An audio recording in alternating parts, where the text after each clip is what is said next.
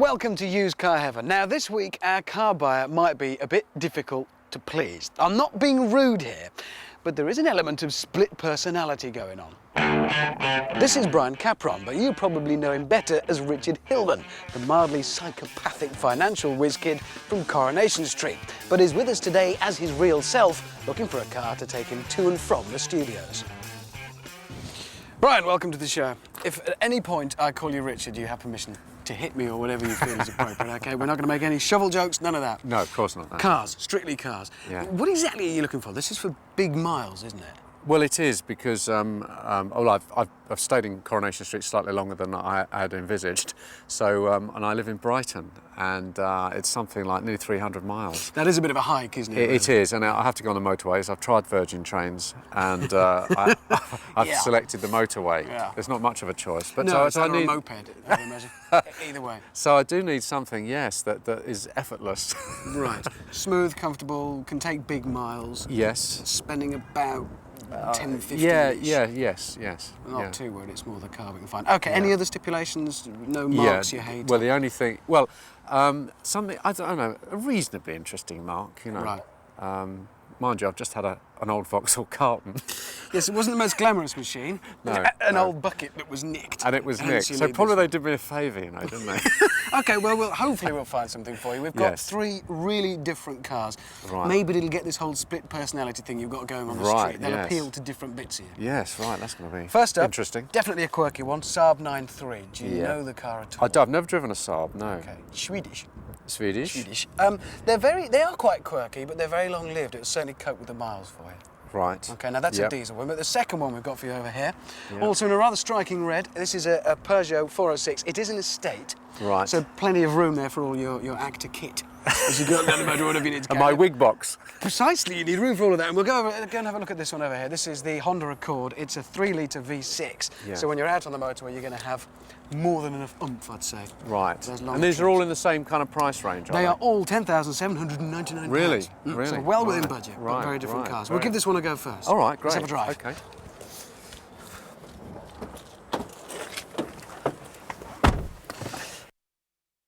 Now, we always like to come up with some rather unusual cars for our punters here on Used Car Heaven. And I think we've come up with a real corker for Brian in this. It's a Honda Accord Coupe, a very rare sight on our roads. You don't see many of these about. And under the bonnet, you get a fantastic, silky smooth 3-litre V6 engine producing nearly 200 brake horsepower.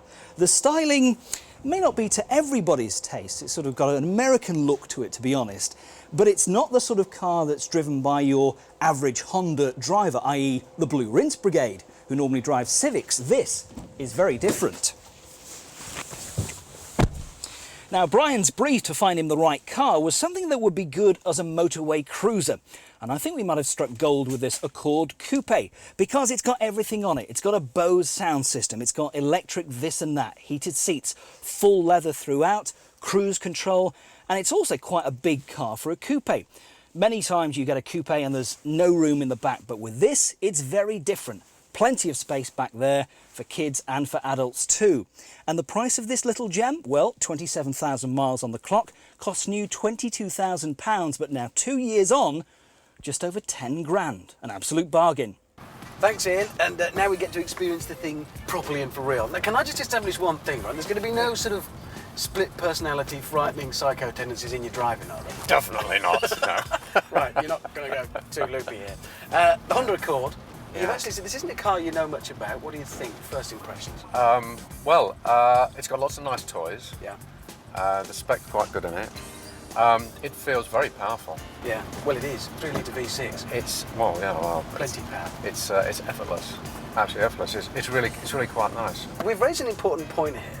Yeah. I mean, one has one's profile to consider, and one Yes. can't pitch up in.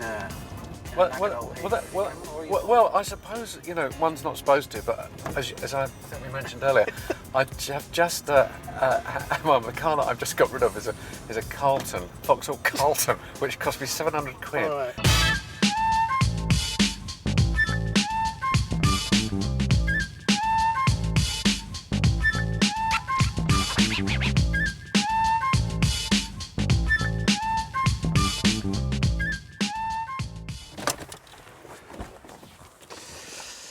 So, the first of our offerings, the Honda Accord 3-litre V6. What do you reckon? How does it measure up to your requirements? I think it's very impressive. It feels as though you're driving a very expensive motor.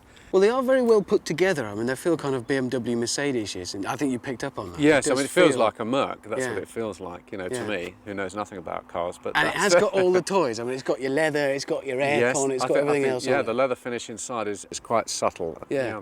Discreetly impressive. But it is going to be pretty thirsty. 3-litre V6. Yes. The number 3 and the word litre Yeah. makes you feel a bit anti-greenhouse.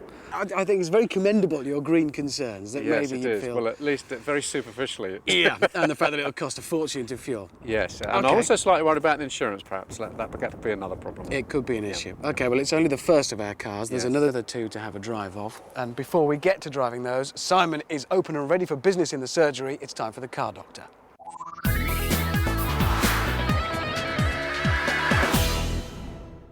Right, I'm going to show you my ace creation, and it's actually a wind blocker that you'll have seen before on Porsches and BMWs. I wanted one for this, and the cheapest I could find one was about £150. So I've had a go at making one, and it's actually very effective. So my tip of the week, so to speak, is basically how to enhance your MX-5 for about £4. All I did was made a cardboard cutout of the shape of the seats, and took it down to my local joinery shop, got them to make a frame, wooden frame out of MDF, but in 2 halves. And in between the 2 halves, I simply sandwiched some garden netting, which looks very effective, in between it, glued it together with some silicone, and then sprayed it matte black. So if I had to buy all those parts, it would have cost me about £4. It actually fits onto 2 pivot points that are already on the car, so I've not had to make any hinges or anything. And so far, everybody that's seen it hasn't managed to notice that it's sort of homemade. So bearing in mind one would cost you £150, you're certainly going to cut out a lot of the buffeting. And the buffeting is caused by the wind, like blowing over the windscreen, you're blasting along, and get a bit of a vacuum in here. So that is essential, you know, if you want to go at speeds over 40 miles an hour and keep your hairdo in place. So I think you should have a go and see if you can come up trumps like I did. Thank you, Simon, and there'll be more from the car doctor next week on Used Car Heaven. Right, Brian, this then is the second of our 3 cars for you, the Peugeot 406. What do you reckon? Well, I don't know anything about Peugeots at all, really. OK, not a mark you're familiar with. Maybe you'll be so overwhelmed by the driving experience. Yes, I might be. I might become a Peugeot person. It could just be the answer to all your dreams. All right, well, we'll give it a go. There's only one way to find out. We'll drive it. And while we get settled in and get on the road, Ian has got some more details on it. Just stand back and admire the sexy, swooping, curvaceous lines of the Peugeot 406 saloon. All right, I'm being facetious and fibbing rather a lot, because at the end of the day, the Peugeot 406 is a bit of a dull car. It's a reps car. But if Brian wants a car that will sort of blend into the background, racking up those motorway miles, then this might be the car for him, especially if he buys it in diesel form. The 2-litre HDI diesel is a fairly new engine, and in either 90 or 110 brake horsepower form, it will do around 50 miles to the gallon. So just think of the cost savings. Dull car outside, dull car inside. It's very, very bland, the inside of this Peugeot 406 saloon, but it's a very, very comfortable car, and it's roomy too, plenty of space for all the family. Now, this LX model is rather basic, to be honest. It has got air conditioning, but it's not got cruise control and 1 or 2 other goodies, so best to look around for a better equipped 406 to find. Now, this 2-litre HDI model has done 30,000 miles, and it's a cheap car at £7.5 grand, but I spend a bit more and find something a bit nicer and a bit newer, perhaps like a Peugeot 406 Coupe, which is a far more stylish car, available mainly in petrol, but recently in diesel form. Thank you, Ian. And so then to our experience of our second car. It's not quite as glamorous for you, is it? It feels incredibly practical. It feels like driving a shopping trolley. It's, well, no, not quite as bad as that. It's more sensible. No, it is a very sensible car, and it's, you can't complain about it. There are some key differences here that we've got to find out your opinion on. Firstly, it's not an automatic anymore, it's back to a 5-speed manual. Yeah. Problem, work around it, not... Not really. I mean, I hadn't even really thought about that, funnily enough. And it is a diesel. Yes. And I saw an eyebrow raise when you started it. Well, they are noisy, aren't they? They are noisy. Yeah. I think I started off by saying that, I'm not celebrity-minded and I don't care what I drive. I'm going to end up thinking, well, look, it's a bit noisy and that's not quite fast enough.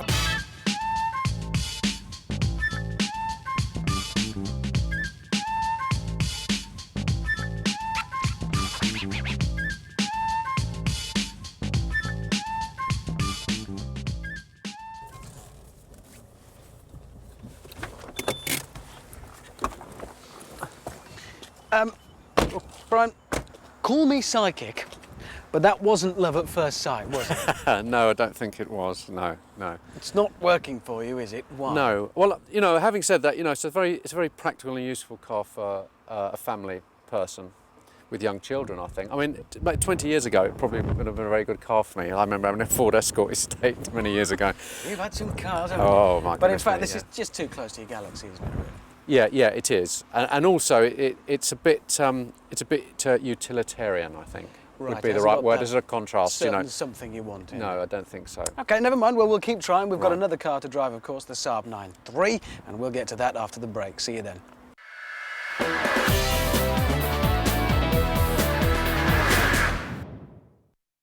Hello and welcome back to part 2 of Used Car Heaven.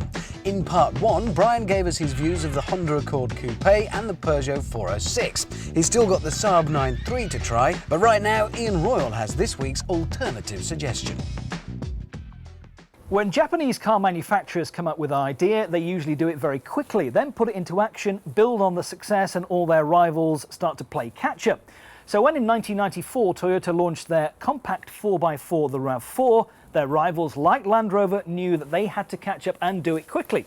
Took them 4 years though, till 1998 to come up with this car, the final piece in the jigsaw for Land Rover, the Freelander. They already had the Discovery, the Range Rover and the Defender. So the Freelander was perfect to fit into the rest of the range. But reliability issues still dog this car. I think the styling of the Freelander is actually okay. I think the team have done a pretty good job with this. Now, on early cars, you only had the choice of a 1.8 petrol or a 2-litre diesel. And even the diesel wasn't that fantastic in terms of economy, doing about 35 or so to the gallon, which is not brilliant for a diesel. There's now a 2.5 V6 with an automatic option too.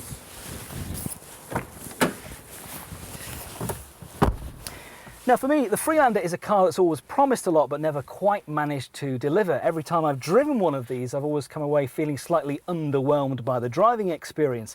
The seats aren't very comfortable and not very supportive under thigh, but it does have some clever features on the Freelander. Now if you want to do off-roading, it is a 4x4 and you can do it, but you need to find a car that's got this very clever hill descent system. A little yellow button on the gear stick indicates that, and that will lock on at 5 miles an hour when you're going down a steep slope, so it won't run out of control. Another clever feature on the Freelander is this split rear tailgate. The glass portion goes down so you can throw all your bags in the back without having to open the whole thing up. Although space in the back of the Freelander is not fantastic. So what about prices on these cars? Well, as they're getting older, they're getting cheaper and cheaper. This car is an R-Edge, it's an early example, it's a 1.8 petrol, 25,000 miles, now costs less than 10 grand. When it was new, it cost nearly £19,000.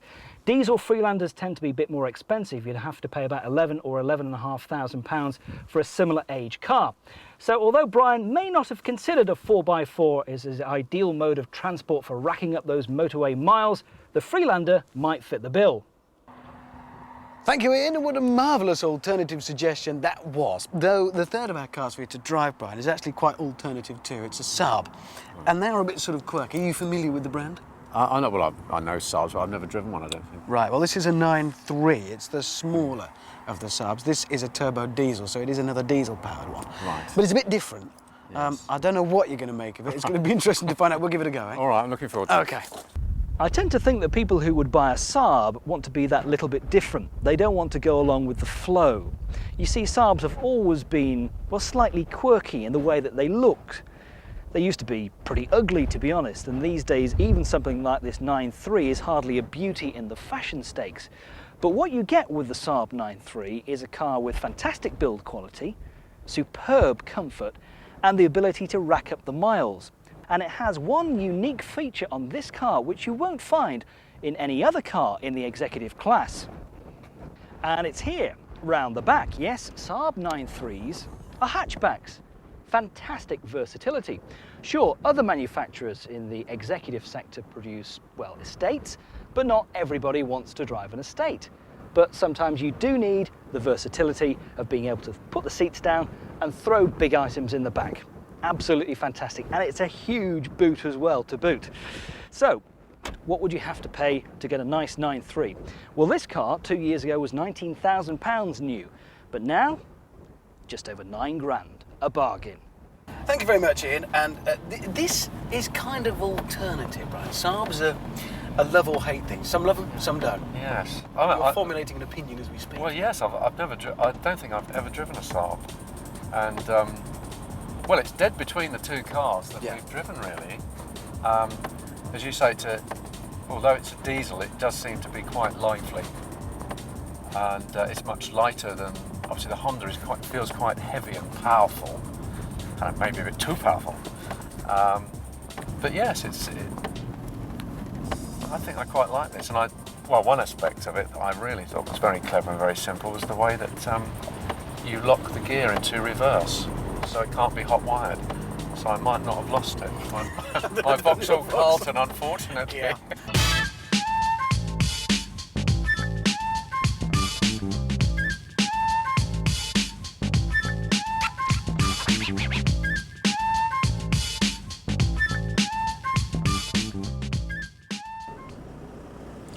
So there we have it, Brian, the Saab 9.3. What do you reckon? It's nice when the engine goes off. That's when you realise it's not quiet, is it? No, it isn't quiet. What do you think? I was a bit disappointed in this, actually, because I suppose it's because of the marque Saab. I expected something a little bit, I don't know, a little bit more quality or smoother. I think this is a kind of unfortunate choice, perhaps, because this is more utilitarian. And here, it's red. And it's red. Sorry. And it's a diesel. Yeah.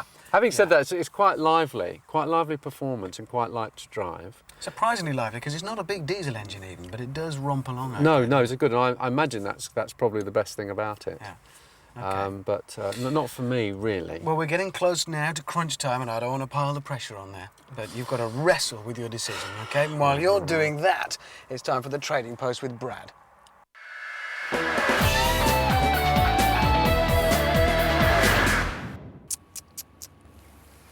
Today I'm going to talk about a 99 model V70 Volvo estate, and specifically how not to present one.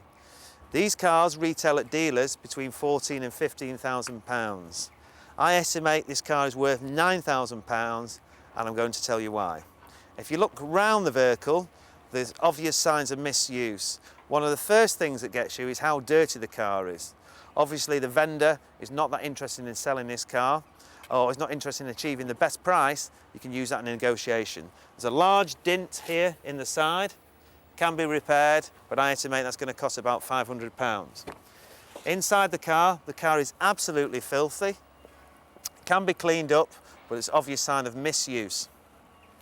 There's lots of dings and dongs on the car that can all be put right, but there's a bit of work that needs to be done and a little bit of elbow grease. If you look at the wheels of the car, they're actually scuffed. These can all be put right for about £50 per wheel. If we look around the vehicle and also at the actual roof of the vehicle, things that you don't see initially, but you look closely, there's lots of little dints on the top of the roof. That looks to me like it needs fully painting. Looks like someone's been dancing on the roof. At the tailgate of the car, obvious signs of that it's actually been a working car. If you look at the rear bumper, there's lots of scuffs on the rear bumper, and there's actually a panel missing here at the rear. This can be replaced at a dealer. That's a part which you could pay £10, £15, depending on where you actually get them from. Once again, have a good look round the car. Check all the wheels, because it all adds to your negotiation. This particular car that we're looking at today has done 50,000 miles, which sounds a lot for a 2-year-old car, but these cars are designed to take it. This colour is not the best colour in the world. It's what we call in the trade doom blue. It shows up a lot of the scratches. The best colour, in my opinion, is silver or black. They tend to resell more than the duller colours, if you like. With a bit of elbow grease, a bit of hard work, knowing the right people in the job, you can put the value up of this car to £3,000. Next week, I'll be back here again talking about another used car. Oh yeah, Richard, that is for choosing 2 red cars when I specifically said I didn't want any red cars. Anyway, that's how I kill my next victim. Thanks, Brian.